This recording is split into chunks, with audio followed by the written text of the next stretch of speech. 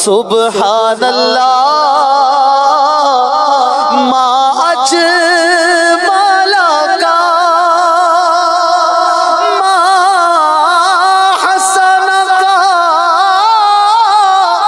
ما اکمل کا نحمدہ ونصلی علی رسولہ النبی الکریم الامین اما بعد فاعوذ باللہ السمیع العلیم من الشیطان الرجیم بسم اللہ الرحمن الرحیم قال اللہ تبارک و تعالی فی القرآن الحکیم ان اللہ وملائکتہ یصلون علی النبی یا ایہا الذین آمنوا صلوا علیہ وسلموا تسلیما الصلاۃ والسلام علیک یا رسول اللہ وعلی آلک واصحابک یا نبی اللہ۔ اللہ تعالیٰ کی بے حد و حساب حمد و ثنا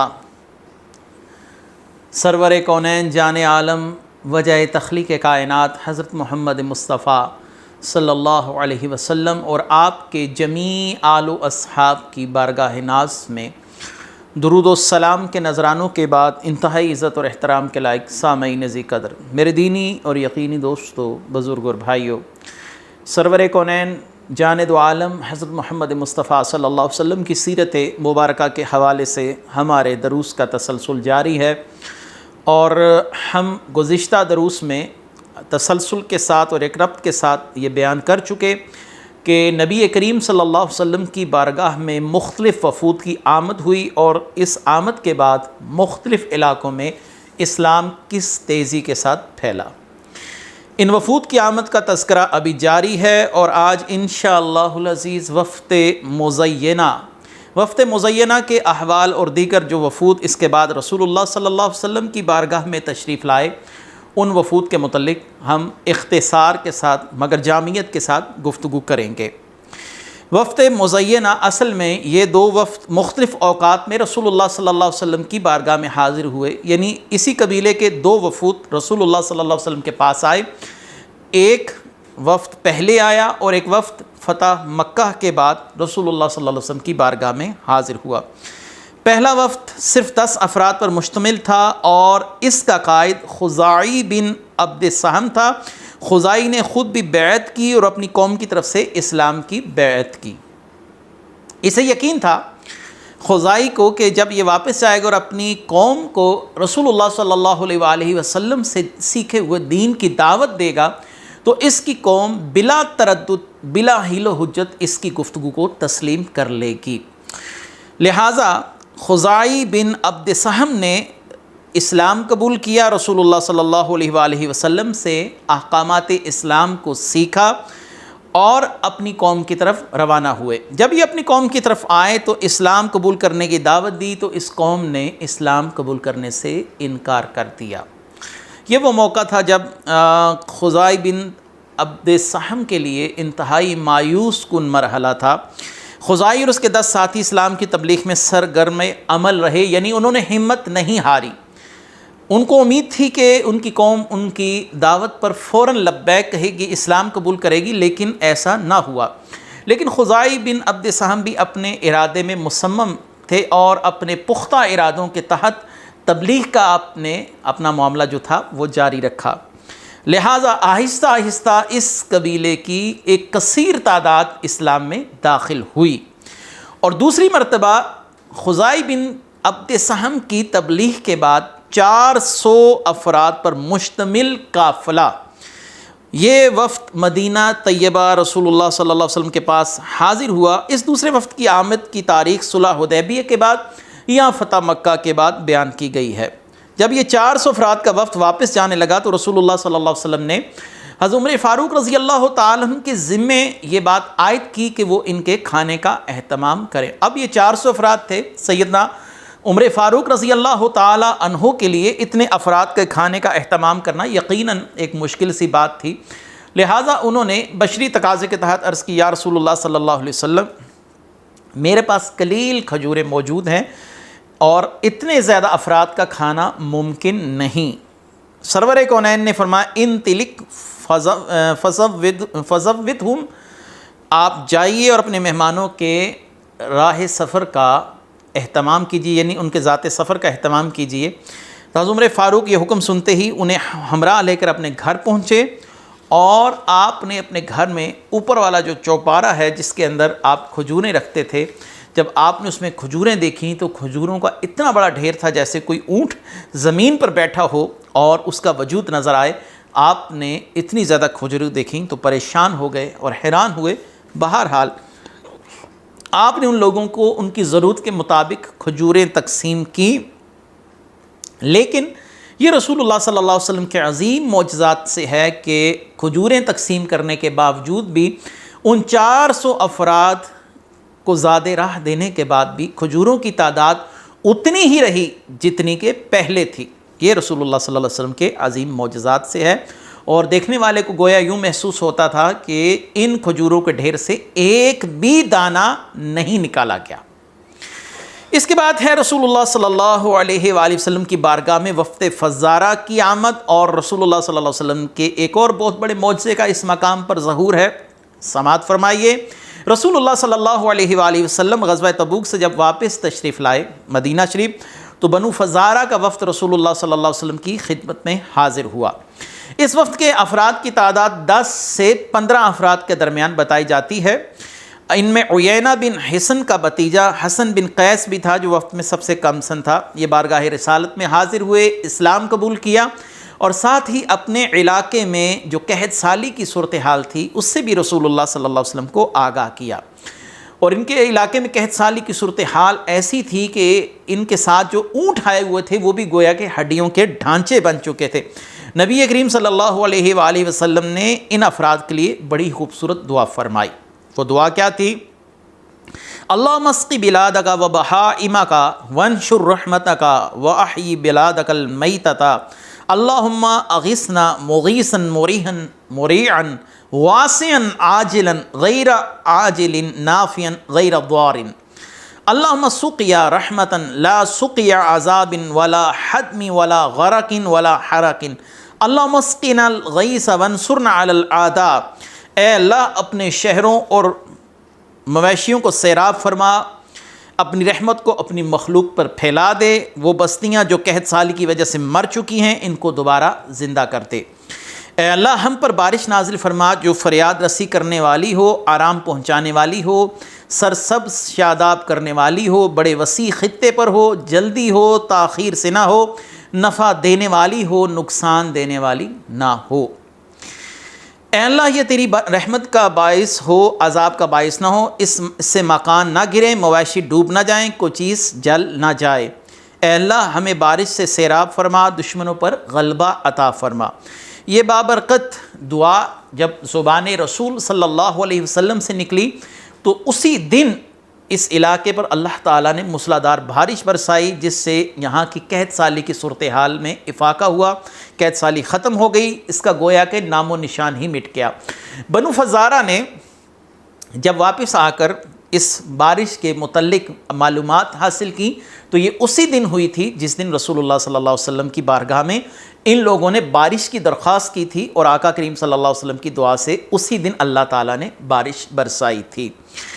تیسرا وفد بحرہ، یمن کے علاقے قبیلہ بحرہ سے ایک وفد حاصل ہوا، اور یہ وفد تقریباً 13 افراد پر مشتمل تھا۔ یہ اپنی سواری کے جانوروں کو ہانکتے ہوئے سیدنا مقداد بن اسود صحابی رسول رضی اللہ تعالیٰ عنہ کے گھر کے دروازے پر پہنچے۔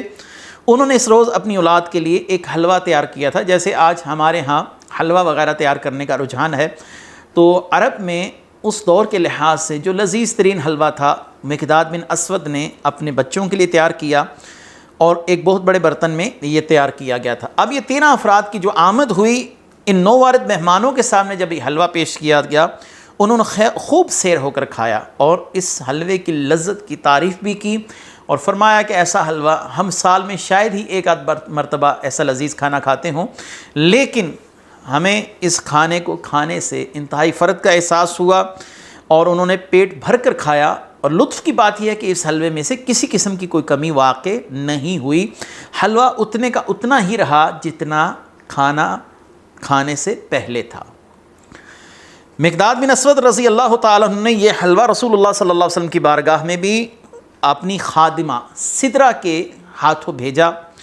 یہ رسول اللہ صلی اللہ علیہ وسلم کی بارگاہ میں حاضر ہوئیں، اور رسول اللہ صلی اللہ علیہ وآلہ وسلم اس دن سیدہ ام سلمہ رضی اللہ تعالی عنہا کے حجرہ مبارک میں موجود تھے۔ نبی کریم صلی اللہ علیہ وآلہ وسلم نے اس میں سے خوب سیر ہو کر کھایا، تمام افراد نے سیر ہو کر کھایا۔ حضور صلی اللہ علیہ وسلم نے جو باقی بچا تھا سدرہ سے کہا کہ انہیں مہمانوں کے لیے واپس لے جاؤ۔ وہی حلوہ سدرہ جو خادمہ ہیں مقداد بن اسود کی واپس لے آئیں۔ جتنا عرصہ وہ مہمان مدینہ طیبہ میں رہے، رسول اللہ صلی اللہ علیہ وسلم نے جس حلوے میں سے کھانا تناول فرمایا تھا اسی میں سے کھاتے رہے، لیکن اس حلوے میں قطعاً کوئی کمی واقع نہیں ہوئی۔ وہ حیران ہوئے کہ ہمارے اتنے کھانے کے باوجود، روزانہ کھانے کے باوجود، اس حلوے کی مقدار میں کسی قسم کی کوئی کمی واقع نہیں ہوتی۔ تو مقداد بن اسود نے کہا کہ یہ اللہ تعالیٰ نے اپنے محبوب کی بابرکت انگلیوں کی برکت کو ظاہر فرمایا ہے، چونکہ انہیں رسول اللہ صلی اللہ علیہ وسلم کی مبارک انگلیوں نے چھو لیا ہے، تو اس حلوے میں سے اب کسی قسم کی کوئی کمی واقع نہیں ہوگی۔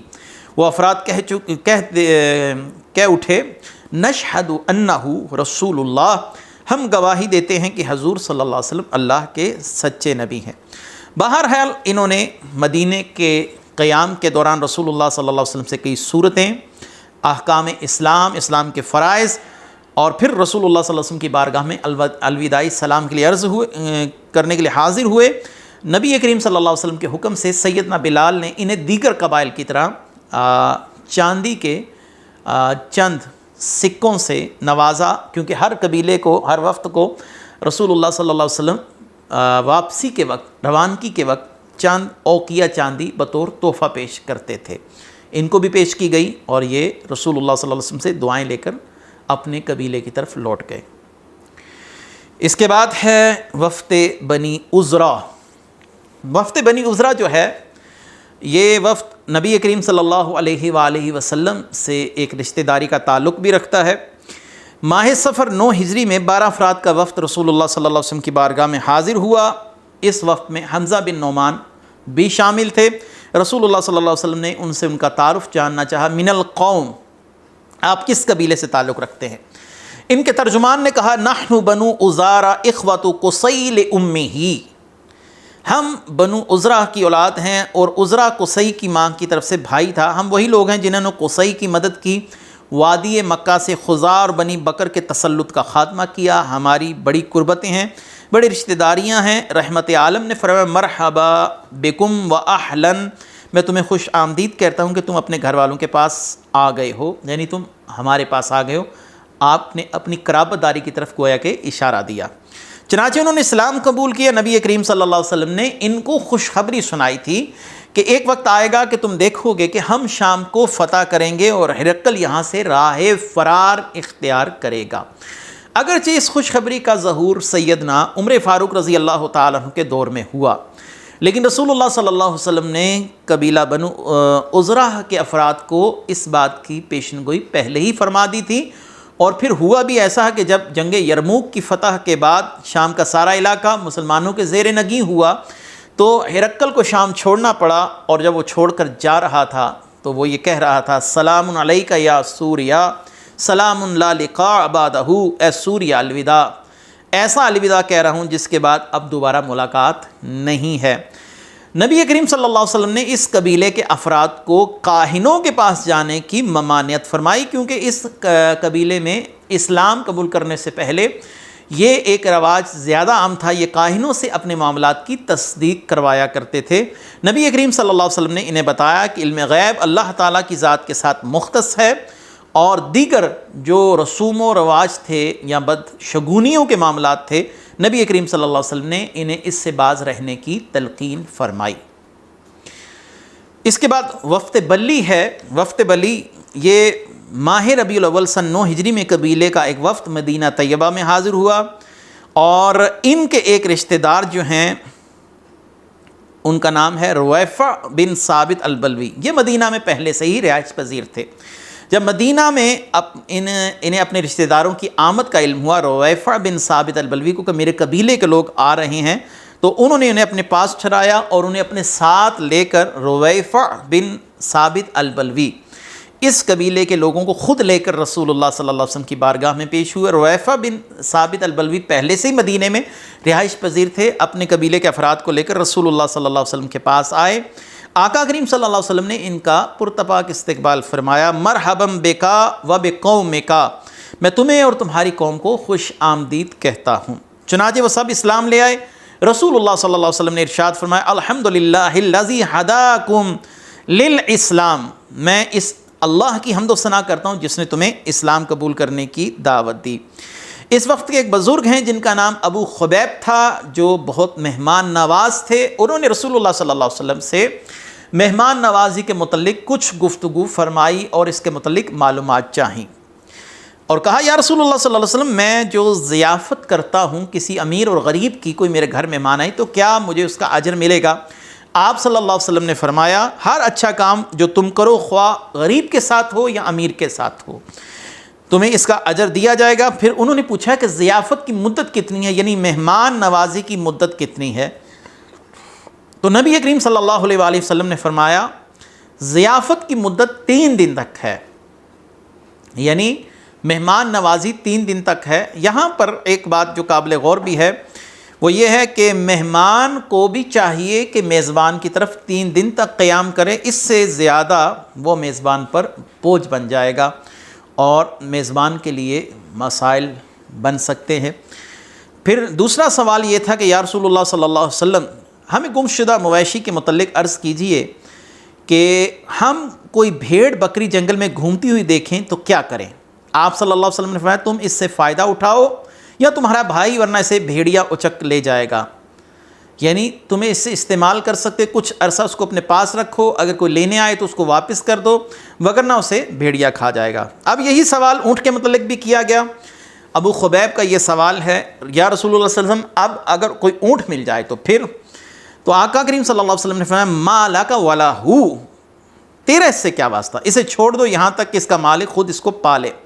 حاضری کا شرف حاصل کرنے کے بعد یہ اپنے میزبان حضرت رویفہ کے پاس چلے گئے۔ نبی کریم صلی اللہ علیہ وآلہ وسلم ان سے ملاقات کرنے کے لیے خود تشریف لے جاتے، اور آپ صلی اللہ علیہ وآلہ وسلم ایک دفعہ آپ نے انہیں طویل وقت دیا، یعنی ظہر سے لے کر عصر تک آپ صلی اللہ علیہ وسلم نے انہیں دین اسلام کے احکامات کی تبلیغ بھی فرمائی۔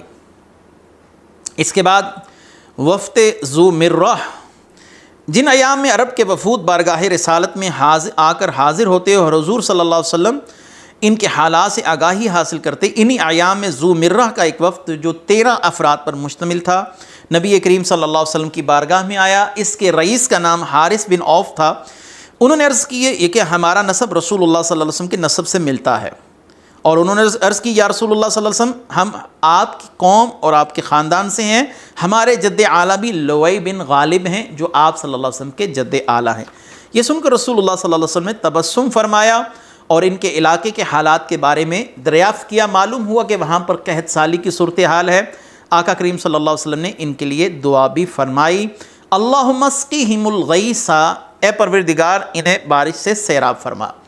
چند روز یہ لوگ مدینہ طیبہ میں اقامت پذیر رہے، پھر رسول اللہ صلی اللہ علیہ وسلم سے اجازت چاہی۔ آقا کریم صلی اللہ علیہ وسلم کے حکم سے سیدنا بلال نے تمام افراد کو 10 اوقیہ چاندی بطور ہدیہ پیش کی، اور جب یہ واپس وطن پہنچے تو یہ دیکھ کر حیران ہو گئے کہ یہاں پر موسلادھار بارش سے ماحول ہی تبدیل ہو چکا ہے، اور بارش کا جو معاملہ ہے یہ اسی دن وقوع پذیر ہوا جس دن رسول اللہ صلی اللہ علیہ وسلم نے ان کے لیے دعا فرمائی تھی۔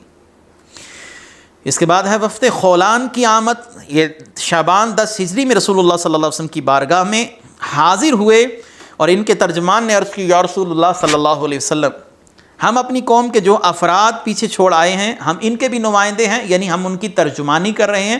وہ اسلام قبول کر چکے، ہم بھی اسلام قبول کر چکے، ہم پر اللہ کا احسان ہے، اور یا رسول اللہ ہم اتنی دور سے آپ کی صرف اور صرف زیارت کے لیے آئے ہیں۔ نبی کریم صلی اللہ علیہ وسلم نے ان کی دل نوازی فرماتے ہوئے فرمایا کہ جو تم طویل مسافت طے کر کے ہم تک پہنچے ہو، تمہارے اونٹوں نے جتنے قدم اٹھائے اس راستے پر، ہر قدم کے بدلے اللہ تعالیٰ تمہیں ایک نیکی عطا فرمائے گا، اور تم نے کہا کہ تم میری زیارت کے لیے حاضر ہوئے، تو سن لو جو شخص میری زیارت کے لیے مدینہ طیبہ حاضر ہو، قیامت کے دن اللہ تعالیٰ اسے میرا پڑوس عطا فرمائے گا۔ اچھا، اس قبیلے میں ایک بت کی پرستش کا رجحان تھا. وفد خولان جس قبیلے سے تعلق رکھتے تھے، یہ مشہور ان کا بت تھا ام انس. ام انس جو تھا یہ ایک مشہور بت تھا اس قبیلے کا، اور یہ اپنے ساتھ ہونے والے واقعات کو اسی بت کی طرف منسوب کرتے تھے. اگر کوئی خوشی کی بات ہو تو اسے اس بت کی طرف منسوب کر دیا جاتا تھا، اور اگر کوئی دل خراش واقعہ پیش آیا تو اسے بت کی ناراضگی سے تعبیر کیا جاتا تھا. آپ صلی اللہ علیہ وسلم نے اس بت کے متعلق ان لوگوں سے معلومات چاہیں کہ اس بت کے متعلق تمہارا عقیدہ کیا تھا، خیال کیا تھا اسلام لانے سے پہلے. انہوں نے کہا یا رسول اللہ صلی اللہ علیہ وسلم، جب ہم قحط سالی میں مبتلا ہوتے تو ہم کئی جانوروں کو اس بت کی خوشنودی کے لیے قربان کرتے، یہاں تک کہ بارش ہو جاتی تو ہم اسے اسی بت کا صدقہ سمجھتے، یعنی اس کی وجہ سے یہ بارش ہوئی ہے. اور ہم دو حصے کرتے اپنے مویشیوں کے، ایک اللہ کے لیے اور ایک اس بت کے لیے، اور جو حصہ اس بت کے لیے مختص ہوتا اس میں کسی قسم کی کوئی کمی نہ ہونے دیتے، لیکن جو اللہ کے لیے ہم نے حصہ مقرر کیا ہوتا اس میں کسی قسم کی بھی کوئی کمی واقع ہوتی تو بت کے حصے سے کوئی حصہ نہ لیا جاتا. لیکن اگر بت کے حصے میں کوئی کمی واقع ہوتی تو اللہ تعالیٰ کے لیے جو حصہ ہم نے مقرر کیا ہوا ہے اس حصے میں سے اس بت کے حصے کو پورا کر دیا جاتا. یعنی ایسے احمقانہ خیالات تھے ان مشرکین کے. اللہ تعالیٰ نے سورہ الانعام آیت نمبر 136 میں اسی صورتحال کو بیان فرمایا ہے، اور انہوں نے بنا رکھا ہے اللہ کے لیے اس سے جو پیدا فرماتا ہے فصلوں اور مویشیوں سے مقررہ حصہ. میں آیت کا ترجمہ پڑھ رہا ہوں، اور کہتے ہیں فما کان لشرکائہم فلا یصل الی اللہ وما کان للہ فہو یصل الی شرکائہم ساء ما یحکمون. ان کے خیال میں یہ ہمارے شریکوں کے لیے ہے تو وہ حصہ جو ان کے شریکوں کے لیے تو وہ نہیں پہنچتا اللہ کو، اور جو حصہ اللہ کے لیے وہ پہنچ جاتا ہے ان کے شریکوں کو. کیا ہی برا فیصلہ کرتے ہیں. اس طرح کے غلط تخیلات ان لوگوں پر غالب تھے. نبی کریم صلی اللہ علیہ وسلم کی دعوت قبول کرنے کے بعد ان لوگوں کی زندگیاں بدل گئیں. اب نبی کریم صلی اللہ علیہ وسلم نے انہیں وقت رخصت جو نصیحتیں فرمائی وہ کیا ہیں؟ اوصاہم بالوفاء بالعہد واداء الامانۃ وحسن الجوار لمن جاورہ ان لا یظلموا احدا. انہیں وصیت فرمائی کہ جو وعدہ کریں گے اسے پورا کریں گے، جو امانت ان کے پاس رکھی جائے گی اس کے مالک کو جوں کی توں امانت واپس کی جائے گی، اس میں کوئی خیانت نہیں کی جائے گی. اپنے پڑوسیوں کی ہمسائیگی کے حقوق کا پورا خیال رکھا جائے گا اور کسی پر ظلم نہیں کیا جائے گا. یہ لوگ واپس لوٹے، اور ان لوگوں نے واپس لوٹنے کے بعد جو چند افراد اس بت کی پرستش میں مصروف تھے، یعنی چند بوڑھے اور بوڑھیاں جو لوگ رہ گئے تھے، انہوں نے ان کے سامنے ہی اس بت کو پاش کیا، اور آخرکار اس قبیلے میں اسلام عام ہو گیا. وفد محارب، اس وفد کا تذکرہ انتہائی دلچسپ تذکرہ ہے. وفد محارب جو تھا یہ رسول اللہ صلی اللہ علیہ وسلم کے مکی دور میں جب حج کا مہینہ آتا تو مختلف قبائل اپنے اپنے انداز سے حج کرنے کے لیے بیت اللہ شریف تشریف لاتے، اور نبی کریم صلی اللہ علیہ وسلم ان قبائل کے جو خیمے تھے یا ان کی رہائش گاہیں تھیں وہاں پر جا کر ان لوگوں کو دعوت دیتے. اور اس مقام پر جو مکے میں سب سے بڑا ایک بازار لگتا تھا جس کو عکاظ کہتے ہیں، عکاظ کا جو بازار تھا وہاں پر رسول اللہ صلی اللہ علیہ وسلم خصوصی طور پر اپنی دعوت کے لیے تشریف لے جاتے. جب آپ نے یہ بات سماعت کر لی، اب آتے ہیں وفد محارب کی طرف. وفد محارب یہ رسول اللہ صلی اللہ علیہ وسلم کے پاس 10 ہجری میں وفد حاضر ہوا، اور نبی کریم صلی اللہ علیہ وسلم نے اسی سال حجۃ الوداع فرمایا. اس وفد کے افراد کی تعداد 10 تھی. اس کے قبیلے کے لوگ جو پیچھے رہ گئے تھے یہ لوگ انہی کی نمائندگی بھی کر رہے تھے. حضرت بلال رضی اللہ تعالیٰ عنہ کی طرف سے ہر روز دوپہر اور رات کا کھانا ان کو پیش کیا جاتا. حضرت بلال اس کھانا دینے پر متعین کیے گئے، اور یہ نبی کریم صلی اللہ علیہ وسلم سے انہوں نے ملاقات کا شرف حاصل کیا اور اپنے مسلمان ہونے کا اعلان بھی کیا. ایک روز نبی کریم صلی اللہ علیہ وسلم ظہر سے عصر تک ان کی معیت میں تھے. ان میں سے ایک ایسا آدمی تھا جو نبی کریم صلی اللہ علیہ وسلم کو بڑے بغور یعنی بڑے خاص انداز سے دیکھ رہا تھا. محاربی نے کہا، اس وفد محاربی کے شخص نے کہا یا رسول اللہ صلی اللہ علیہ وسلم کیا آپ مجھے پہچانتے ہیں؟ میں آپ کو پہچانتا ہوں. آپ صلی اللہ علیہ وآلہ وسلم اس سے پہلے مجھ سے گفتگو فرما چکے ہیں. یہ اس وقت کی بات ہے جب حضور صلی اللہ علیہ وسلم اوقاس کے میلے میں سب قبائل کی رہائش گاہوں پر تشریف لاتے تو نبی کریم صلی اللہ علیہ وسلم نے فرمایا بے شک میں نے اس وقت دیکھا تھا. پھر اس محاربی نے التجا کی یا رسول اللہ صلی اللہ علیہ وسلم میرے اور آپ کے درمیان جو گفتگو ہوئی مجھے یاد ہے کہ میں نے انتہائی تندخوئی کے ساتھ انتہائی خشک انداز سے آپ سے گفتگو کی تھی اور اکھڑ پن سے آپ صلی اللہ علیہ وسلم کے ساتھ گفتگو کی تھی. اب اللہ تعالیٰ نے مجھے فضل سے اور کرم سے اسلام کی دولت سے بہرہ مند فرمایا ہے. میں اللہ کی حمد کرتا ہوں اس نے مجھے اتنی مہلت دی کہ میں آج حضور صلی اللہ علیہ وسلم پر ایمان لایا, آپ کی رسالت کی تصدیق کی, اور جو میرے ساتھ ساتھی تھے اس وقت ان میں سے بہت سے لوگ حالت کفر پر ہی اس دنیا سے چلے گئے. یہ اللہ کا کرم ہے کہ اللہ نے مجھے اسلام کی دولت دی. آپ صلی اللہ علیہ وسلم فرمایا ان ھذہ القلوب بید اللہ عز وجل, یہ دل تو اللہ کے دست قدرت میں ہے. اس محاربی نے عرض کی یا رسول اللہ صلی اللہ علیہ وسلم میں نے جو آپ سے بد کلامی کی تھی آپ میرے لیے دعائے مغفرت فرمائے کہ اللہ تعالیٰ مجھے معاف فرما دے. نبی کریم صلی اللہ علیہ وسلم نے فرمایا جب کوئی شخص کفر و شرک سے توبہ کر کے اسلام میں داخل ہوتا ہے تو اللہ تعالیٰ اس کے تمام چھوٹے بڑے گناہوں کو معاف فرما دیتا ہے. اور پھر یہ لوگ اپنے اہل و عیال کی طرف واپس لوٹے اور نبی کریم صلی اللہ علیہ وسلم کی بلند نگاہی, اول العزمی, دل نوازی, یہ تمام شانیں آپ نے اس واقعے سے سماعت فرمائی کہ ایک شخص جو خود اس بات کا اقرار کر رہا ہے کہ رسول اللہ صلی اللہ علیہ وسلم سے اس نے درست گوئی کے ساتھ گفتگو کی, سختی کے ساتھ کی, لیکن رسول اللہ صلی اللہ علیہ وسلم نے ان کے ساتھ کسی قسم کا بھی ایسا رویہ نہیں رکھا. اس کے بعد دیگر وفود کی آمد کا تذکرہ انشاءاللہ ہم اپنے اگلے درس میں لے کر حاضر خدمت ہوں گے. اللہ تعالیٰ سے دعا ہے کہ نبی کریم صلی اللہ علیہ وسلم کے ان اصحاب کا صدقہ ہمیں بھی کامل اسلام کی دولت سے بہرہ مند فرمائے. وآخر دعوانا ان الحمدللہ رب العالمین. سبحان اللہ